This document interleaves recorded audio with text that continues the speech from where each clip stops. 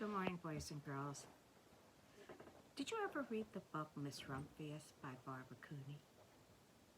I love this book. It's about a little girl who grows up and does some really wonderful things.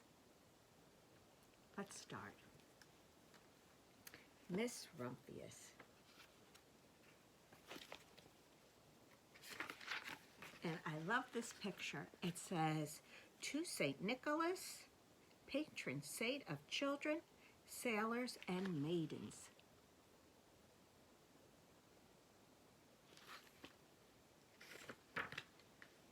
The lupine lady lives in a small house overlooking the sea.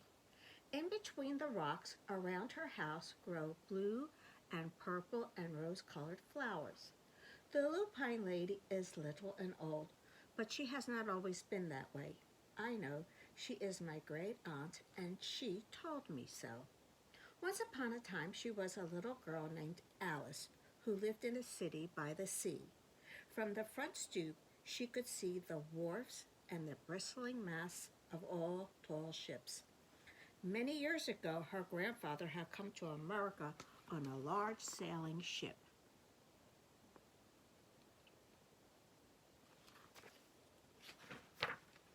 Now he worked in the shop at the bottom of the house, making figureheads for the prows of ships and carving Indians out of wood to put in front of cigar stores.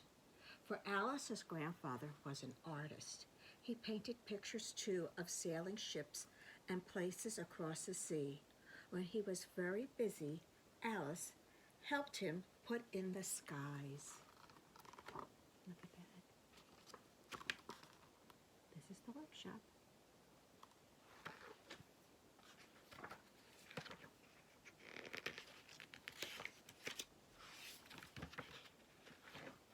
In the evening, Alice sat on her grandfather's knee and listened to his stories of faraway places. When he had finished, Alice would say, "When I grow up, I too will go to faraway places. When I grow old, I too will live beside the sea." "That is all very well, little Alice," said her grandfather, "but there is a third thing you must do." "What is that?" asked Alice. "You must do something to make the world more beautiful," said her grandfather. "All right," said Alice, but she did not know what that could be. In the meantime, Alice got up, washed her face, and ate porridge for breakfast. She went to school and came home and did her homework, and pretty soon she was grown up.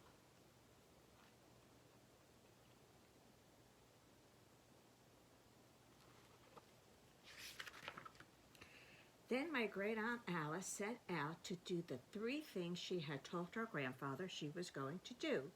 She left home and went to live in another city, far from the sea and the salt air.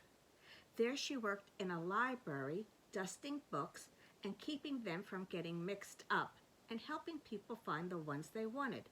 Some of the books told her about faraway places. People called her Miss Rumphius now.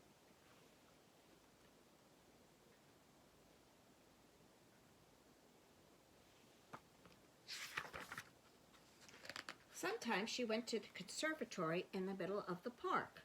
When she stepped inside on a wintry day, the warm, moist air wrapped itself around her, and the sweet smell of jasmine filled her nose. "This is almost like a tropical island," said Miss Rumphius, "but not quite."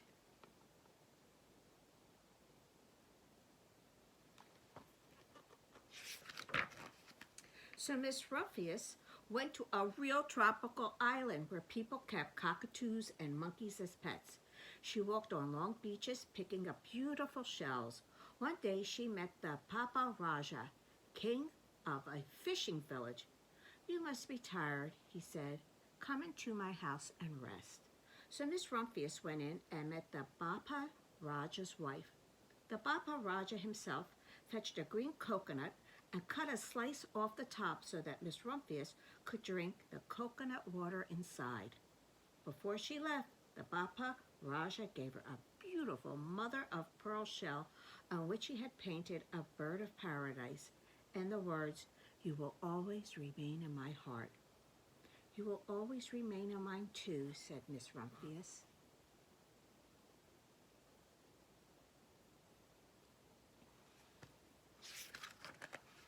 My great-aunt Alice, Rumphius, climbed tall mountains where the snow never melted. She went through jungles and across deserts.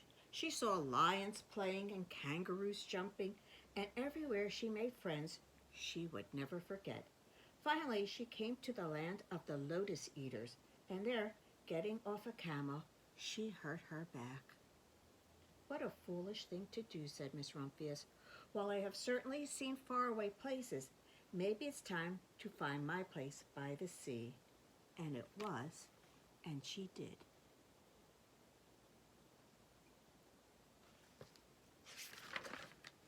From the porch of her new house, Miss Rumphius watched the sun come up. She watched it cross the heavens and sparkle on the water, and she saw it set in glory in the evening. She started a little garden among the rocks that surrounded her house, and she planted a few flower seeds in the stony ground. Miss Rumphius was almost perfectly happy. But there is still one more thing I have to do, she said. I have to do something to make the world more beautiful. But what? The world already is pretty nice, she thought, looking out over the ocean.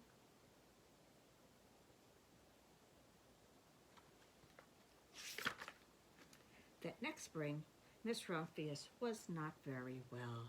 Her back was bothering her again, and she had to stay in bed most of the time. The flowers she had planted the summer before had come up and bloomed in spite of the stony ground. She could see them from her bedroom window, blue and purple and rose-colored. Lupines, said Miss Rumphius with satisfaction. I have always loved lupines the best. I wish I could plant more seeds this summer so that I could still have more flowers for next year. But she was not able to.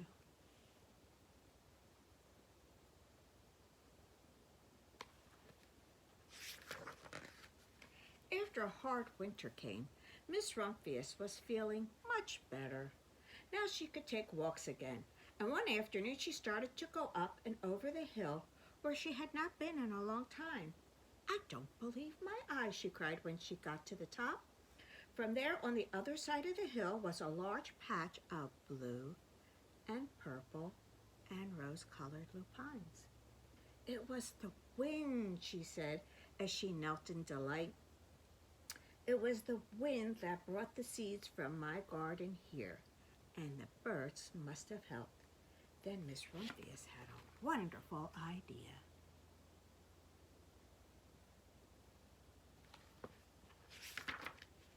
She hurried home and got out her seed catalog. She set off to the very best seed house for 5 bushels of lupine seeds. All that summer, Miss Rumphius, her pockets full of seeds, wandered over fields and headlands, sowing lupines. She scattered seeds along the highway and down the country lanes. She flung handfuls of them around the schoolhouse and back of the church. She tossed them into hollows and along stone walls. Her back didn't hurt her any more at all. Now some people called her that crazy old lady.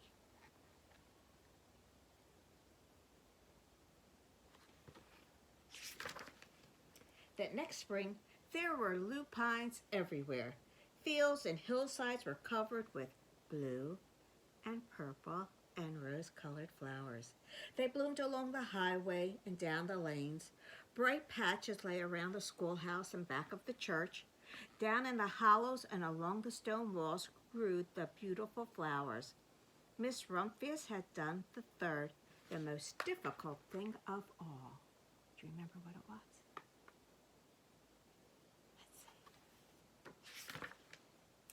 My great-aunt Alice, Miss Rumphius, is very old now. Her hair is very white. Every year there are and more lupines. Now they call her the Lupine Lady. Sometimes my friends stand with me outside her gate, curious to see the old lady who planted the fields of lupines. When she invites us in, They come slowly. They think she is the oldest woman in the world. Often, she tells us stories of faraway places. When I grow up, I tell her, I too will go to faraway places and come home to live by the sea. That is all very well, little Alice, she says, but there is a third thing you must do. What is that, I ask. You must do something to make the world more beautiful. All right, I say.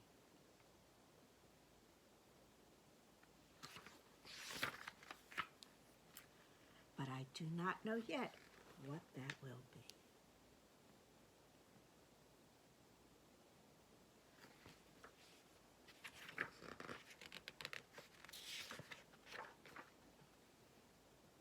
And here you are. Here's some flowers, some plants.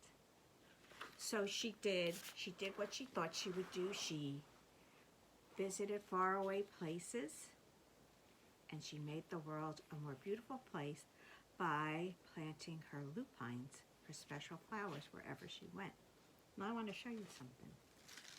I got to go to a faraway place. I got to go to Canada.